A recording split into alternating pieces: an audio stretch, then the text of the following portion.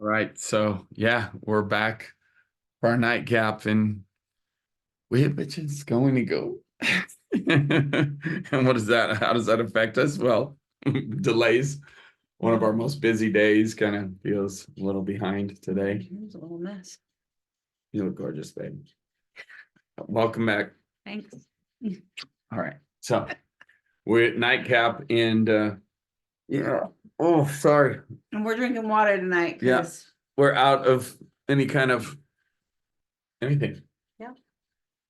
I don't even think there's a Truly's in there. Been going. So we're in Indiana. We talked about that Did we? in our Coffee Connect. Yes. So you heard about Indiana. And Yeah. then we were at a We rolled volleyball straight into tournament. a 3-day volleyball tournament, and then that ended yesterday. And then today was, of course, our busy day of appointments. And so here we are. Pretty. And I literally just finished a call with an amazing new marriage mastery client. It's our strategy calls that we do to see, and that's why it really is my fault we were late. But I couldn't help it. She is so awesome. And Miss Leona, if you're out there watching, thank you. Was such an awesome connection with you. She's from Belize, babe. Our first client from Belize. I'm telling you, that's really cool. I don't know how we get all these connections, but it's real. And Irina connected with her first and then introduced her, and we went through, talked about what it looked like to work together, and she's on board. Super cool. She's super awesome. So sweet. It was really fun. And plenty of mentorship today. How was yours? You had a big group in your ladies. Mm-hmm. We had a big group in men's. It's growing. So today was also, by the way, check the calendar. If you're watching us on YouTube, we're talking about our calendar on school.com. Your voice is jacked up. Yeah, man. I've been talking way too much today. I'm gonna let her do the talking. But I do want to do a plug. Like, if you want to be a part of Epic Your Life community, creating extraordinary, it's on the school platform, school.com. Alex Ramosi and Layla Ramosi are amazing, and they're one of the owners of that now. They've bought into that, so it's pretty cool.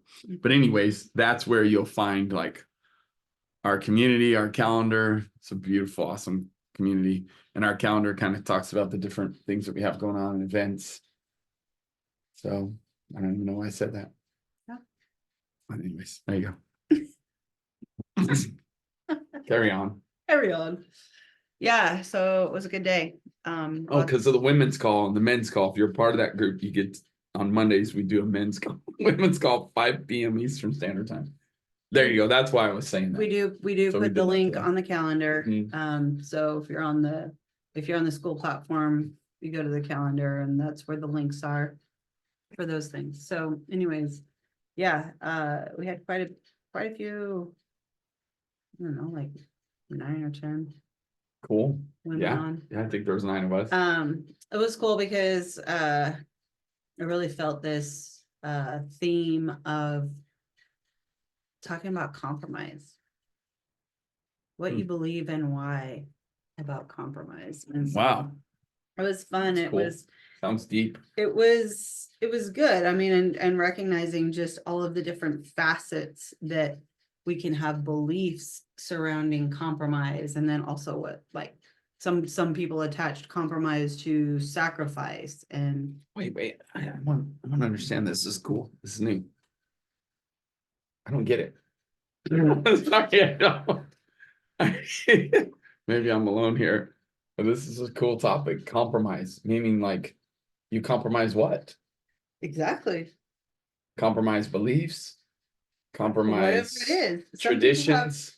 yeah, look, So people what have came up? I've never even thought of this. This is good. people have different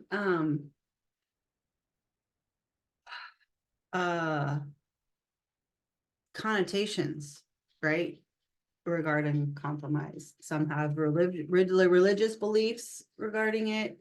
Some have triggers regarding it. we deal with a great deal of singles, Yeah. right? So we've heard the term, time and time again, well, I'm just not willing to compromise for, what I want. I don't compromise like they're. This is interesting. I'm trying to get this. It's deep. Well, that's the question, is what do you believe and why? We had one gal who talked about compromise was a horrible thing for her growing up because she culturally, you respected elders, you did what they were told, you know what I mean? So Okay. compromise represented to her that she had no voice.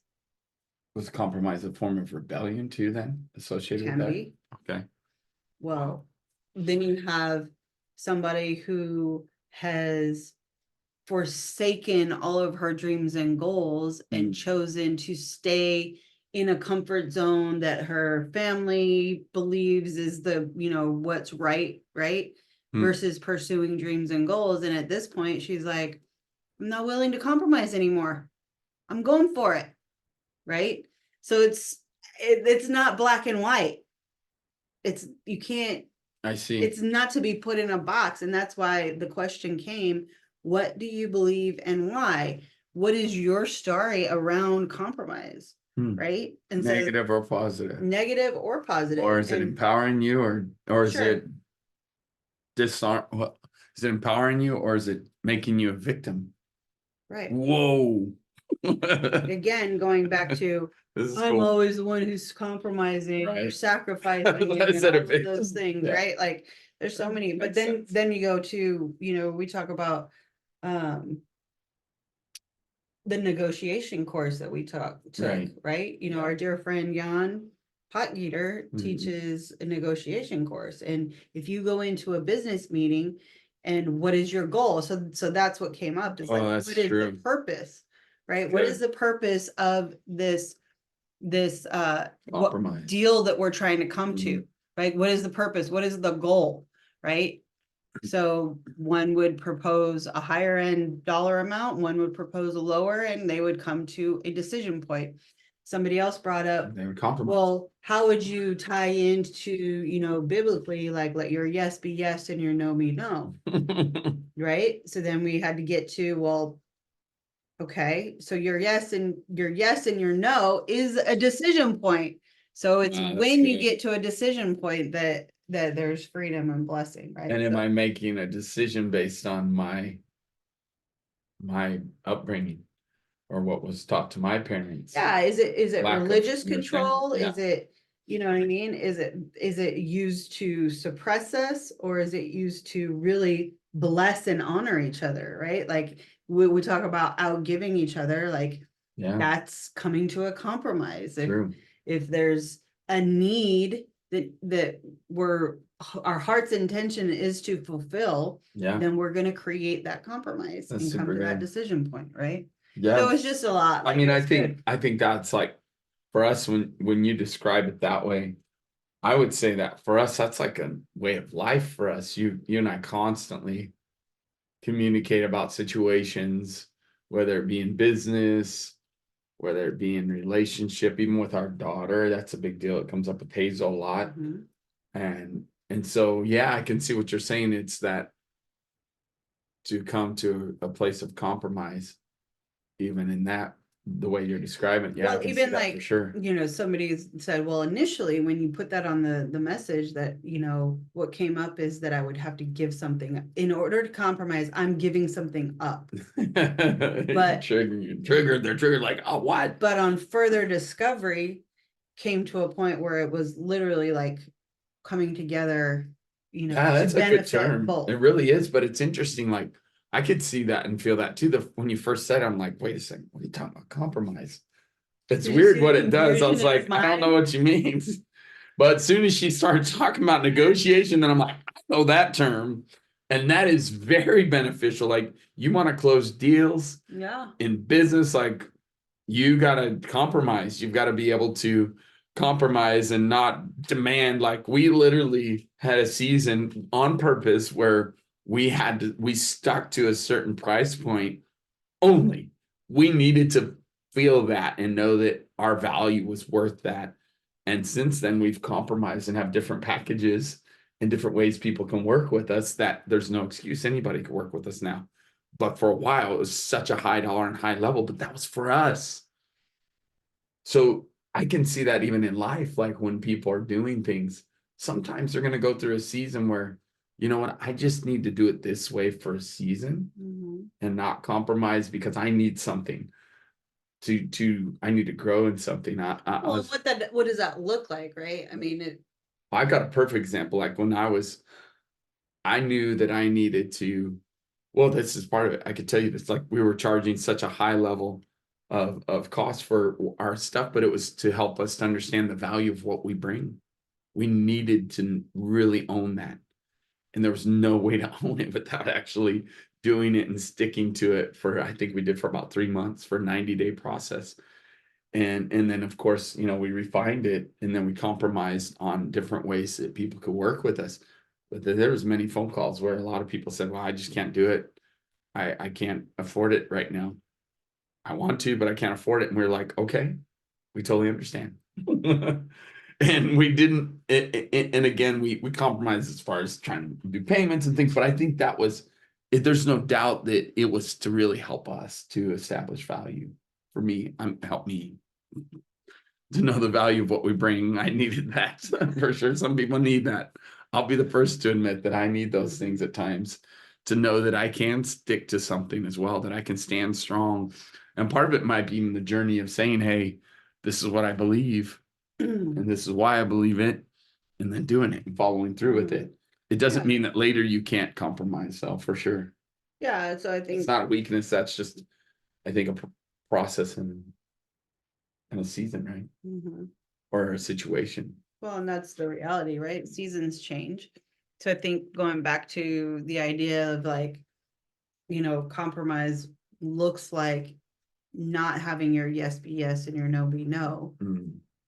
But then we talked about, so because one season looks different from another, and is it okay to change your yes to a no? It's so good. Is it okay, like, you know, we get so caught up and stuck in a box that we, you know, we think that like we just have to stay there. Well, I love that you tied it to what do you believe and why, asking that question, because that really then defines the purpose. Well, they have to go by the purpose. That's right. What was the purpose of saying no during that time? What was the purpose of saying yes now? Or what was the purpose of what you had? And what's the purpose of then compromising? Does it have a purpose, or are you just freaking wishy-washy? Because I know that some people. Are we willing to sacrifice in a season, right? To compromise with our spouse? I mean, that's real. Like, you know, the initial connotation that happened was a conversation that I had with a single gal who, you know, whose boyfriend is super busy. And the comment was, well, I'm just not willing to compromise. And I was like, well, what do you think marriage is? Like, Wow. So are you, what are you willing to do? I mean, really, it comes back to, again, what do we believe and why? And like, what are we willing to, how are we willing to compromise? And what is the purpose? Going back to, what is the purpose? It's really an important question, I think. No, it is. Yeah. So it was great. It was good. Like, and before we knew it, the call was over. I was like, whoa, it's like already 6 o'clock. It went so fast. But we had so much good feedback and conversation. It was awesome. And you're recording these now, right? I did, and it's on school. Ooh, she is so efficient.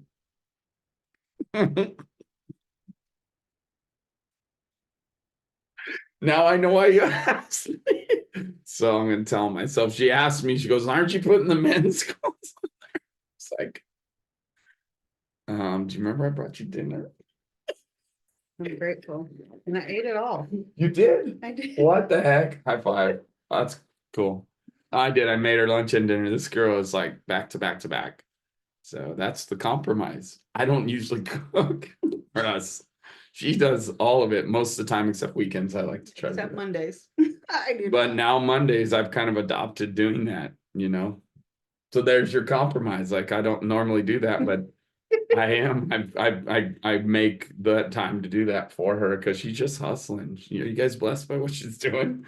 She's really going for it.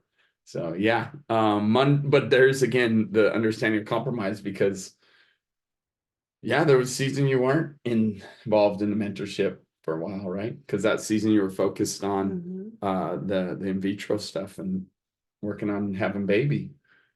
And then now she's on it. Super cool. Yeah, it's good stuff. And your men's call? Well, ours is the windy road to leadership and trying to empower men to really be great leaders of themselves first as a man, then as a husband and a father, right? But then it does obviously talk about business leadership stuff, but how the heck, do tie it in? We do. It's fun. It's really cool to see the ways that we tie it in and the things that we can do to help create better leaders in our men. And a lot of it today, we were talking about even, I took some notes here. I always pick my notes because I talk to so many different things and people. You talk to things and people? About certain things and people, so I got to get them straight. So, wait, first of all, I just got to say it's like we adapt our schedule today because we went to bed at 7:30 last night. I think it's the earliest I've gone to bed in a long time. Matter of fact, it was so early because of the volleyball tournament. Indiana last weekend, volleyball tournament, 3 days in a row, Friday, Saturday, Sunday. It was awesome to see Hazel play well, but we were like exhausted. Yeah. Had a little dinner. Jay fixed a cool dinner for us last night. He made dinner for us when we got back from the tournament. And then there's Jonathan. You want to do that sound. She tries to answer Jonathan. No, I just get him going more. She does. That's our ranch life too. So anyways, what was I saying? Oh, so we went to bed super early and I woke up like around 8:30, an hour later.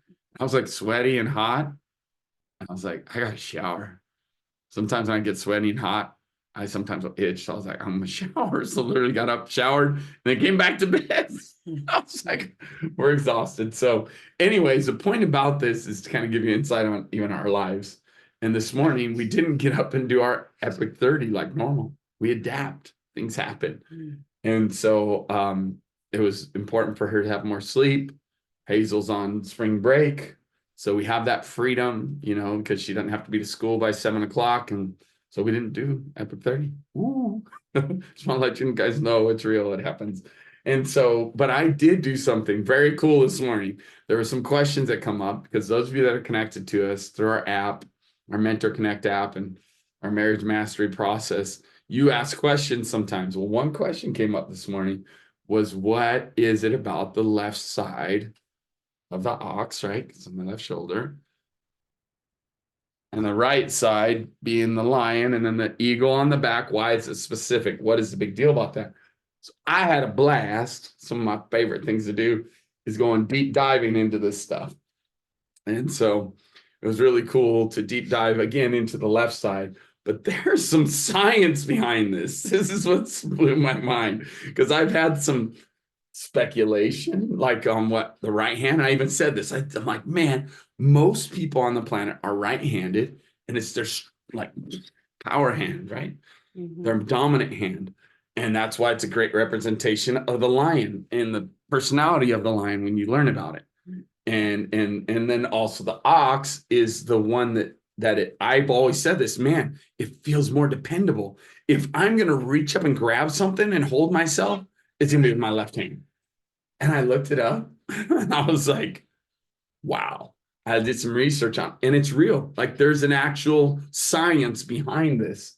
And so even more so, it confirms why the positioning that God placed the ox, the face of the ox, the face of the lion, the face of the eagle, the positioning was very, very strategic.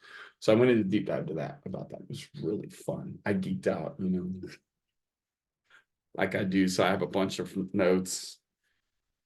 I was sharing that a little bit today with Abigail. That was cool. Abigail loves that kind of stuff too, because she was really intrigued. Like as you get into these 4 faces, you're going to find out that they represent like personalities and similar to personalities, because we are all made in his image, right? And they represent the face of God, and the face of man is what is our peculiar, what makes us set apart. So one thing about Abigail, and maybe some of you, she loves spirituality. She's very spiritual, loves to operate and function in the spirit. And she's like, well, you got to talk more about this stuff. I was like, okay, maybe we will. Maybe we'll do it on the Thursday community mentorship. Would you guys like that? Because it is important for you guys to tell us. And again, because we do talk about in our content, it's actually it's in each week, it's session 3 of each week. We talk about the faces that I'm tattooed with.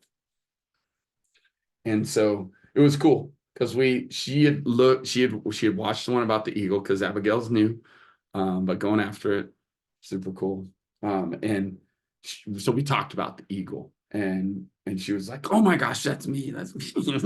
The way the eagle communicates through sewed communication stuff.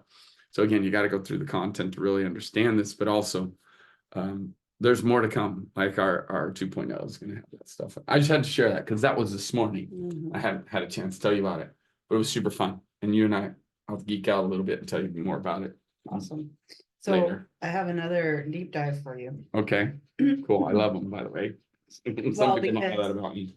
One of my mentorships, we were talking about masturbation, and the Time for question me to that take came up. notes. About what? Did I just hear that right? So the question Okay. came up is, is there anything in the Bible that talks about it? So I asked ChatGPT. Ooh, good source. I Yes. figured that was a good source. And so what he said was, the Bible does not explicitly mention masturbation. Interpretations on the subject vary widely among scholars, religious leaders, and denominations. Some people refer to the story of Onan in Yep. Genesis 38, 9 and 10. Okay. But this act is about more about disobedience to God's command to fulfill a specific duty rather than masturbation. That's right.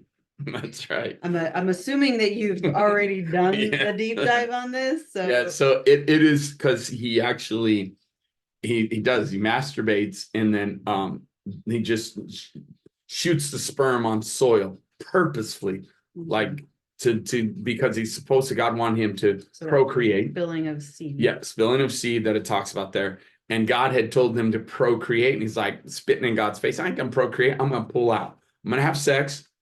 Sounds so crude. Those of you that have been in the world maybe understand this, or if you're married and you're trying not to get pregnant, it's the pull-out method. There is a method called that. And that's essentially what he did. That's literally what he did. Instead of like, okay, I'm going to go ahead and release my sperm into this woman and procreate. He's like, I'll show you, God. I'll do what I want to do. I ain't doing what you tell me to do. And he pulls it out and he just shoots it on the soil. So that was like a really big deal. Like you might as well have like gave God double birds. Like, you know what I'm saying? Like literally, because God had told him to do that. And he was being super rebellious and super like wrong. But here's the interesting thing about that. This is what I always like to do to bring it to a practical sense. So that was going against God because he was supposed to just release it inside her and have baby, right? Supposed to try to have a baby. He wasn't trying to. But what I recognized through that is that was in rebellion to God. But exactly what it says. Sometimes people want to look at it and say, well, that's masturbation, that's rebellion against God, and it's just no. Hold on for a second. That's not even at all what it's saying. Right. It's this particular situation. But what it does allude to and helps us understand is, oh, so then there was masturbation. It's just in this scripture, you're not supposed to do it because he told you not to. Don't do the pull-out methods and finish it. Because any man, I'm going to get a little bit crude here. Sorry, or rated R, whatever. We're adults here. But any man that's ever pulled out, it's not quite finished. That's why you pull out. You're not finished. And you're like, oh, it's about to ejaculate, to give you the proper terms.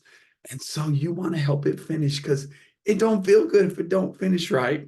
So you want to help it finish. So the point is that is truly why then he would masturbate. But if he doesn't do it normally, how would he know how to do that? Things that make you go, So what I'm saying to that, it wasn't actually that act was a sin. And by the way, I get all worked up about this because if it was true that the releasing or the orgasm was a sin, if that's true, then we serve a very cruel God that would create something that happens in your sleep and creates a sin. Because essentially, well, then some people say, well, if it happens naturally, it's okay. Okay, I get that. Then that makes it okay if you don't, as long as you don't touch yourself to cause it to happen, then that's the definition of masturbation because you're helping it along. So then it's not sin as long as you don't help it along, I guess. Number one. Number two, then is it wrong in marriage? I'm gonna be a big proponent of that because in my previous marriage, that was the only way that my previous wife would have an orgasm. So I truly believe it is a man's blessing, calling, and responsibility. How about that? To make sure his wife is pleased and experiences pleasure. So that would mean that he would communicate and ensure that she had an orgasm because that is very pleasurable for a woman. Now, some of you watching, that might be foreign to you. You've never heard that term, that women can get pleasure out of sex or intercourse or any of that, or that a woman could orgasm. I understand, but it's true. They can, and it's very, very pleasurable for a woman just as much as it is for a man. So with that said, so if your wife cannot orgasm cannot orgasm through intercourse, right? Because she hasn't learned that process yet, because I do believe it's a learned process.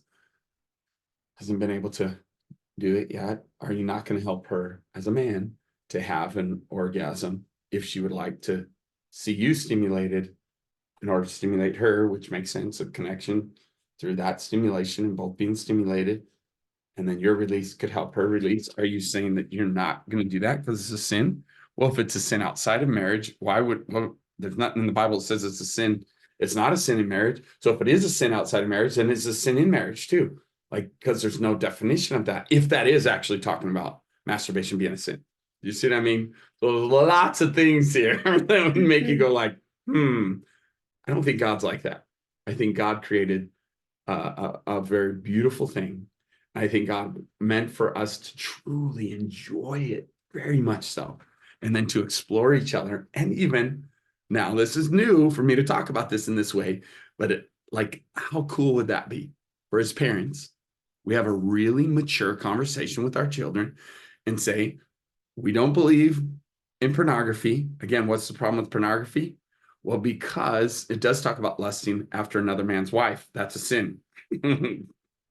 That's what David did. Bathsheba was another man's wife. Let's go here. What's the benefit, right? That's right.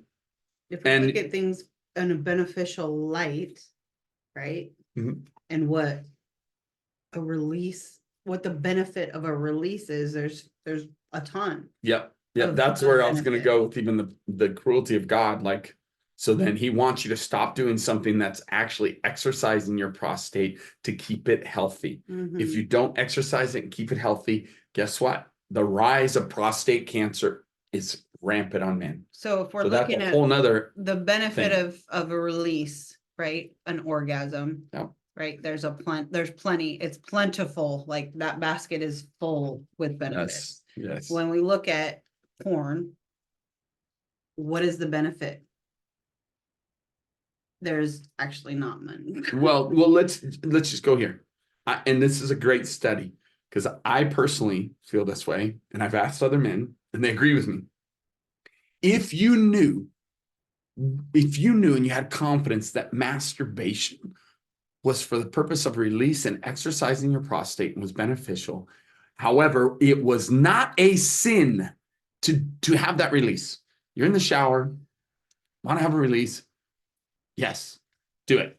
Touch yourself, enjoy it, and release. Now, if that wasn't a sin, if you knew that wasn't, would you actually do porn? Would you actually do like sex hotlines that I did back in the day? Would you need it? Would you have to look at naked bodies? The answer is no, for myself and for many others that I've interviewed. The thing is when you feel like it's a sin, you're like, screw it, I'm already sinning and I can't help myself. So I might as well just look at porn. I might as well call the sex hotline. I might as well just sin. I'm already sinning. Might as well get it, whatever. Now, is that to say that looking at a naked body is not enjoyable? It is, man. I'm here to tell you, yes, it is. Guess what? That's why you get married.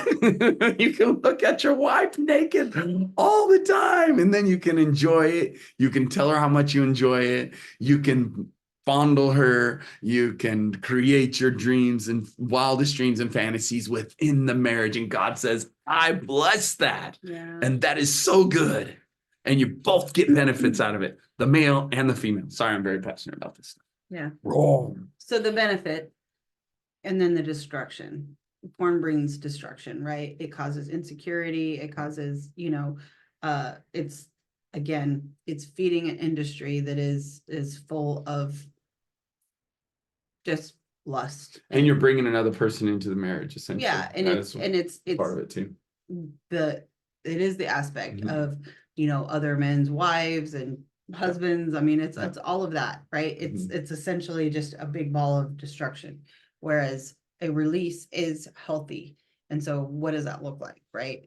And I'm telling you, like, if I'm traveling or something, I'm gonna have a release. I'm gonna shower, I'm gonna have a release. But guess what? I'm thinking about my gorgeous, hot, sexy wife and all of our incredible experiences together. And it's like, bam, done. Release, easy.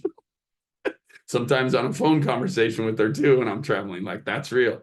And I endorse that 100%. Like, men, I'm serious. It's beneficial. Yeah, it's very beneficial. And I would challenge you that, look, 5-6 days out of the week, or let's go by the month, what is it, 80%? So like seriously, like 24 days out of 30, you should have a release. That's healthy and beneficial. So if you're not. So, and release can look like different things. Like he's obviously talking about an orgasm, but a release can look like different things. When we're talking about release, it's a release of energy. It's a release of passion, anger, whatever it is. There's different ways that we can release stuff.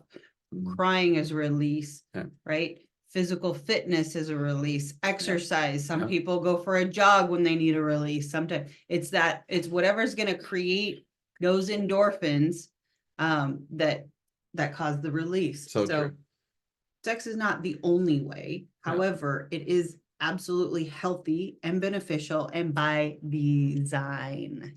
And exercise the prostate, like that is important. Yeah, it is. It really is. Do your own research, but there's a lot of clinical studies out there about it because they're trying to figure out why is there so much prostate cancer happening to men. So they are doing the research and studies around it. So it's cool stuff. But yeah, you asked me that question. That's a good one.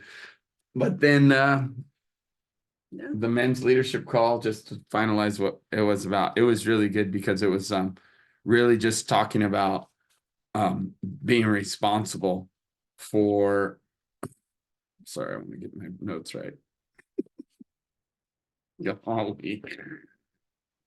Now you made me write down you got my whole mind jacked up thinking about all that stuff, but it's good. Oh, okay. Scapegoats. Men will sometimes use scapegoats and not take initiative and not take action as leaders because we don't want to disappoint people. We don't want to fear of man, right? We're trying to please everyone. So then we won't take action unless someone approves it. Does that make sense? So it's a really interesting leadership quality. Like you want to hire people that will take initiative and take action without you telling them to, because that's powerful. And that's how you build a team and a company. Everyone's responsible for things, but then they're willing to take initiative without having to ask the boss. Well, that's the same thing in a family. Like you want your wife, as if you're the leader as a man and they're taking leadership, you want your wife to take action and do things that you're not the bottleneck as a husband, and you want your children too to take action in a productive way and help with things and not have to ask you before they do it. And same thing if you have employees, like you want to hire people that are self-motivated and will take action. Well, sometimes as leaders, we create that lack of action because we have this high standard and expectations, and we got to do it perfect, right? Carlos likes it perfect, so only Carlos does it the right way. I know that. It was funny. So Kane was on there today. And matter of fact, Kane was in the room. I tell that story. He's like, yep, I remember that. I put the jar out there, and he was a part of our team back then. He was working in our handyman crew. It was really awesome. He's amazing, by the way. He's in Indiana. You guys ever need a handyman? Dude is a genius. Really good at it. But the point was, I put a jar out there, and I had our team there, and I was like, I want each of you, I'm going to give you paper. You have to put something in there that I need to improve. And if you don't, you're fired. I'm like, because they wouldn't give me anything. I kept asking. I'm like, now it's going to be private. And one of the things for put on there that really impacted me that day, somebody put in there. I don't know who it was because it's anonymous. It was anonymous, right? I let them stay anonymous, but it was good. There was really good feedback in there about things I can improve on. But the number one that stuck with me was, okay, there's the right way and there's the wrong way. And then there's Carlos's way. I was like, oh, dang. No wonder they won't do anything and take initiative. I mean, because they're afraid of disappointing me. And it's not even in fear of me that I'm going to fire them or that I'm going to reject them or I'm going to get mad at them. That's not what I do. But the reality is we had good relationship. I was well connected with my team. We have a good connection, right? That's what we do. And so they didn't want to disappoint me. So then I had to figure out and learn that. I'm still learning it with my family and my kids. That it's not a disappointment to me. You're my beautiful wife. She's like, well, I want to check with you first because I'm like, babe, my goodness, I love you. Go for it. And it's getting better. And then she does stuff. I'm like, wait, what? Okay, yes, thank you. So that was our leadership call. It was cool. Awesome. So I know we've gone long tonight. And my voice is gone. And I'm like one-eyed Willie. Yeah. Love you guys. Tomorrow we got Coffee Connect. So we'll see you tomorrow morning for that. It's Tuesday somewhere already. Not here yet. All right. That's a wrap. It's a wrap, baby. I love you. Good night. Good stuff. Thanks for a great discussion. Seriously. See y'all.